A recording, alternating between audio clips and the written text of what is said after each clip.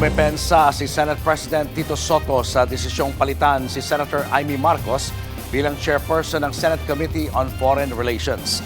Nasa frontline na balitang yan si Mobile Journal Merimon Reyes. Senator Amy Marcos out, Senator Erwin Tulfo in. Ganyan ang mangyayaring balasahan sa chairmanship sa Senate Committee on Foreign Relations. Paliwanag ni Senate President Tito Soto, itinuturing na major committee ang Foreign Relations, kaya miyembro ng majority bloc ang dapat humawak nito.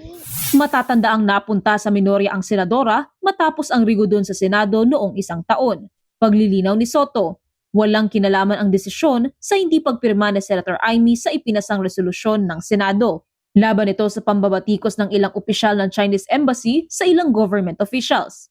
Dagdag pa ni Soto, dumarami na rin ang mga nakapending na importanteng treaties at agreements sa komite.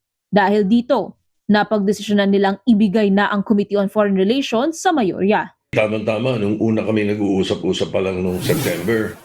Even August before September, nag-uusap-usap kami. Si Senator Erwin Tulfo was already very interested in that.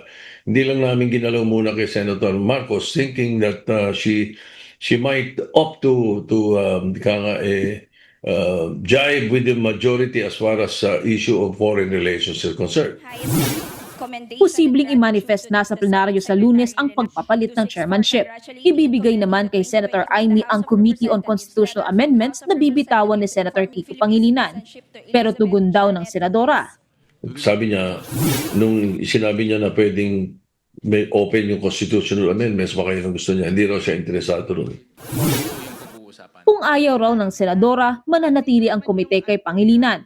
Sa tanong naman kung sakaling tanggapin ni Senator Amy ang Committee on Constitutional Amendments at isulong naman ang charter change, paano raw ito gagampanan ng senadora gayon noon pa man ay anti-chacha siya?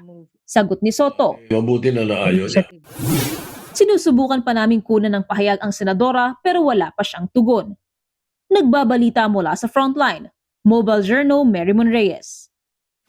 Mga kapatid, Cheryl Cosing po. Maging maalam at may pakialam sa mga napapanahong issue at headlines. Mag-follow at mag-subscribe na sa social media pages ng News 5.